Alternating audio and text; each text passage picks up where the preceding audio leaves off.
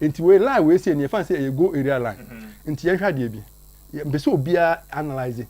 Yanka player we are dear Bonitino. And so on captain. Yeah, number 4. Share the 9. National baby a original. Sao lie we say, why a bang? How to in bang la we say has in no. Have you seen it? Into just say at the time when now over ball no. The arrangement now my no there. Some player has player we say no. We should go on our position. But 1, 2, 3, I'm with outside position because I'm walk actually for nechi, and then the Lord says that they are nearer to the goal line than both the ball and the second last opponent. Now, me fa asa the has near the bonity no. Actually, one the second last opponent. The goalkeeper is here. Into one number second last opponent. Into we say no, sir 1, 2, 3 players. We say no. Omo ben go area line anyway. Sir ball na the corner flag. Into we no omo ben sing the second last opponent and then the ball. But so on the situation no. Into just say when me and Sanu be at the Ebamua, then at the time of the kick, you know. I'm offside. And then young fast said, what the infant said, you know, about saying, but say, young church, you must say, a man for better. Now the Lord says, say, what the outside position? Who said, a year up and say, we see our or die. We are has in way of that year, so that outside position. Say, we elbow ball. That's the way say, eh, and I just say, go ahead, young man, goalkeeper. Never to anymore, won't be offside. I didn't hear. One the ball no man. The out-to-you player. A deliberate attempt into ultimate engine offside. Wow. Because the law says there be a JJ player offside that or J ball if you on one player ho. Okay. And yes, or give you an opponent to the moment I become offside, no. Then just in Pana J ball and the teammate wo. That the law says at the time none the player an elbow no. Where was the player? As a reference, what you know, it means that there were several sequences. This event situation justify why a year offside and any offside. It's an person. You need kind and church say nema no mu. Na say obi a ohwe bia no ana obi a ye beye we obehwe mu no obetiase. And then I always say the Assam referees are the so responsible for offside referees untimi because say has a referee so unhunu ha because we taking position we say. And the Assam referee he is in line with what? The second last opponent. Have you seen it? Into one and a bejeje. Now, a such situation, no. Maybe say it happened. Maybe the interpretation of the law was Assam referee was beaten by that. Ref, yes, I was trying to be on the change. Do the 200 now. How do you know how you still are? Once it has 4 players, me and some we say still are move. Almost still almost move. But player we say no so move crama. We say no class have a goal. We say go move. The second last opponent is still was that we crab but sabe them on your offside into we say no crowd the omemu. Me who ni say you? O church no, ama me who ni different. Yes, yes, these are some things. Them say amount for NTS. Them say I did be bar. Yeah, my fire kuma me team ni. Me always say ye nyina yesua de. Ni emfa nko anim. When we finish this, me dey ayu betum. Ya hwe Europa. Yeah. When sa ball na e ma AS Roma there no. Yes. Ghana see ya kase ase ni bisi.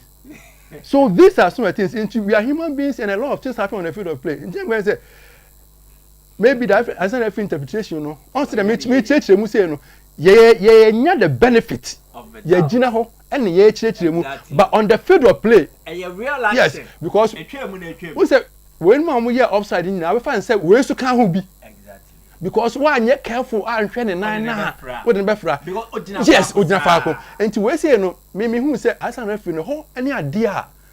Either he was beaten because we say he didn't kind answer name or ball no. Now on the Ujina say sir, more me and Sandy the outside position dada. And it is one here with the way so Abeka because we share Jesse Bako. Have you seen it? And we ball na ball we say no. With the ball we say has no. One say Uboswa, one say still I know we ho. We say we say ka we ko sanye na ebedu has ni we ha ball no e ball we tiri na eba no ebedu has ya ha wo de eba na emra onyina da bi ka ha si ni we so ha wo de ball no we ball na me kan nsa ntaka ha da bi man nka we nsa wo de efi eba me player we ha we wo de manemra ha jina ha okay wo de ka eba se no se ejina eba we ho no no wo de ha any still yan hwe player we player when they say go no we too say we admit the idea you ban say altu ni ade boniti we so ade boniti ha into the hwa de hwe ba bi abo na bedu ni nyina yes at the time na obekiki ni nyina aya no gina no onye offside ye ball no kra e sa ball we ti no kra ba ye no into we fan say a deflection have you seen it we fan say a deflection into the player we say ele de no kan ya Imagine still, imagine offside because at the time of the kick, na only and son them. But player we say no there, on home. Have you seen it? And today was a ball no cry air by where member so. Say if you are heart ni ayi altu ni we say. Say quite one man we no cry sa atono more. Have you seen it? It is a way ni be ball. And today ha can you hear? I was a player ya ade ya. Ball no buy na e beto ho no mo bebo no be bia we gina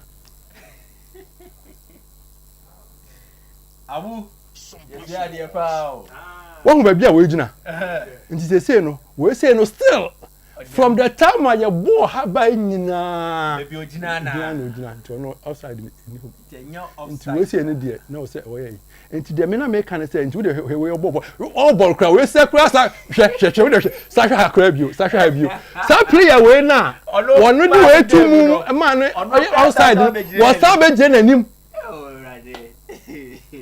nti have you seen it it's like that na me kan no asan referee no I'm not blaming him but ohun says how four players yes so the referee gave him that yes when they say decide it yeah that's you know though more use communication guide but still referee no e call in chance say go decision and you say okay na me who say asan referee no o be fa na say phone nyina at the time of omobo no na omo eyeyi but we say yenya opportunity access na ye futi ye side no so that is how officiating yam ka say officiating etie no ref yam ko we me ba ye ba can fight our penalty so but has game na at you so go be a buyer has folk and a share na ko mo say offside we baby a ball no odd one we manim ko da baby a the ball no and haya okay ye we the haya ye hwade we say anyway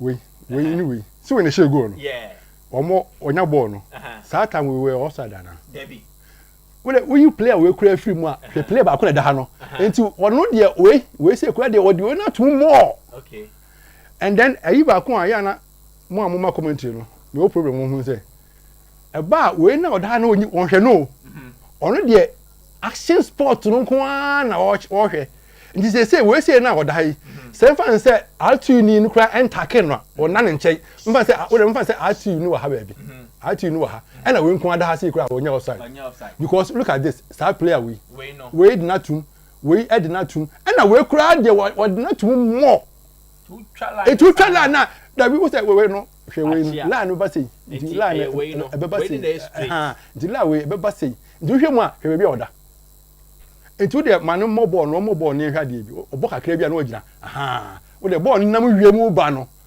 sa time no we de we aboball no sa time ball no nam hwe mu ba no offside and ho na ejeje law no say time man opponent ball no he na oda at the time of the kick we de man kick akra no stop no me hwa de wa kick here so this player sa time o kick here na we enye offside no offside ayida because the only thing e basa no place ni bi dwane ohun ya no wo enti won say we ball no won say player we nko age ball no wa ha na obi o ma comment say oh won nko na gina ho na age yes referee na anje when you feel say ball no free baby at the time of the kick even when we go to law omo e dey wi show omo say touch na touch no ya access bi wono attach no ya access bi wono e kire say obi o touch ball no but no one pa wa mo enti ye la more tama all bono at the time of the kick where was the player yeah where is the player Where was the player? Into him more we say no. Clear go. Wonderful. Na yam ko out you so share go ye for offside me ba cho yam hwe no so. Na say ya bobo ne dia tum sa na chairman e kopia tum. Into the okay match. Into the we say no. Eni. We say we no move ko ha. O move ko yansa e na obobo no. Ba wo hwe angle na we say no aben ha say no sin we. Nti na o je sa offside no. We say okọ kra ansa na we bobo no. Okay. We say onya ball no eni o but okọ yansa na we bobo no. Na o turn ye nti. I'll give the benefit to the referee. Yeah. All right. Enti emre no ko. But yem fa ba ko bi ntwa to na yem kwe. King Faisal share second goal be editor Lagos City's referee ni dina. Right here. Ball ni.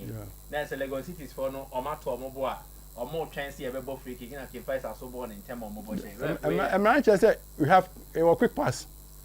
So referee nang ento and also yeah. Oh, we say no. It's a free kick. Free kick. Referee no to Baby you get so to I saw Lagos City's. Baby you get so to a ko be catch o de hwese be kire we say jai. Okay. Then over start atwe mako. Ba we o je foul na we so ball quick pass. Okay. So the na player na ya. Enti we say no say ball no as obi man nti o pese ball no that ball situation ha. Enti odin nsaka kan say o stop no o ball no. Enti say player no nti Lagos City for no problem one more Lagos City for no so suffer. Defenders no e ba sa na so ko gina ball na nim. O ina Jina ebi na Ghana de be share Morocco de be share e she responsible say. I think say AFCON 2006 cra yeah. This are some of the things and the law if you talk about it say you promote go city but say you allow it. Yeah that say they be no man chire and the mesua bi so aka ho enti ye je mama bu na etiefo ne ahwefo so de omo no. Malte di ma mefa ya frefo ne kakra obetimi abamu na question bi wa Wababa Bibisa Rev 055193193105489319. Odi any baby Alfrefi. Abuja. Yes sir. Yeah, me bacha unya anani kusiku. Anani dio. Yeah, I been for you to me just consumer can scafe moja ulam chama. Boss oh KK and from chairman. I think I'm about from my fantastic sports. Jana edamasi. Mate, me so me da se pa odi any baby Alfrefi. Abu Dhabi. Yes, sir. Make a Peter for. Ozu yanko. Abu no what is Anthony Taylor Bagana? Anthony Taylor. Referee Anthony Taylor. Na is on cheche mi mo na me say we dey exclusive for you know match no Chelsea match no. Yes Anthony Taylor ma Abu has to be relegation. So my invite Anthony Taylor so medi. So never has beaten me qualify. But Abu no crow me say referee amwa has now VIP and 12 free Accra Bakuma and Mabechema has the relegation. Neutral show. Until I made out sepa odi any baby Alfrefi. Yeah, Papa why? Robert. Yes, sir. Papa there. Ya ko grab pen is no na yo odi ana. Ya ko grab pen. Yeah. Idabu. Ba je lo present ya mi no. Na then the biano, je che o de me. Yeah. Let's from what Ghana. How the house of folk. On bebreni engineer. How the house of folk ye bi an kata yo. Ba ya ko to ko fa. Ni ka ba ita wa kata check. No ma ta dana. Ba ura bu ko to ko. Ba je ne ba ye fa ko ya. How the folk she ya. Let's present outside here one day. How the house of folk ko de bi an kata yo. I am a president in Yamiaduma. Referee, I'm just a man, Yanumiato, I'm a daughter, but I'm a guy with that 22. I'm able to do Yami Medati. Mountain Sumeda Sepa, odi any baby Alfrefi. Fantastic, Abu Dhabi. Are you like in Tampo Yanko? Oh, Dhabi, and that's it. Sompa Sports. Oh, Mayola network, you know. Menfo, odi any baby Alfrefi. Hello. Hello. Yes, odi any baby Alfrefi. But I'm doing the night, I can see. That's the love study. Me too. I can say, half of the relegation, Inshallah, I know. Mate, Merasipa, Yamo Ampa, Udiani baby Alfrevi. Hello. Yes, Jina Yeni and Kazawa, as all Ben TV Bilu and Kaza. Oh, they have Rose.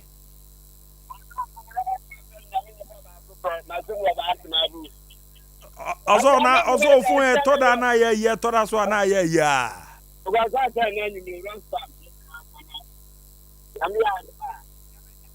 Oh, they be also a quaba. Oh, dear, baby Alfrevi. I will be doing Jina Yeni and Kaza, Jina Yena Menton can you? Why? Since you are a Menton can go. Okay. We didn't do it. Now, I want about to do my son. I'm from what do you think the transfer so that let me know. Now, let's say, two, a doubt in the particular comment. Play a boss of the lake. And next, the lake last match has a book of the ship lessons. And if I can do that, the rest of the good in the same person.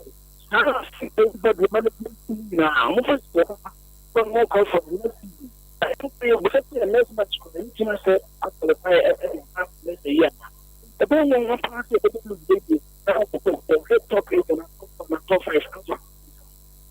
But Quabe 17 can ye. Udiani baby Alfrevi.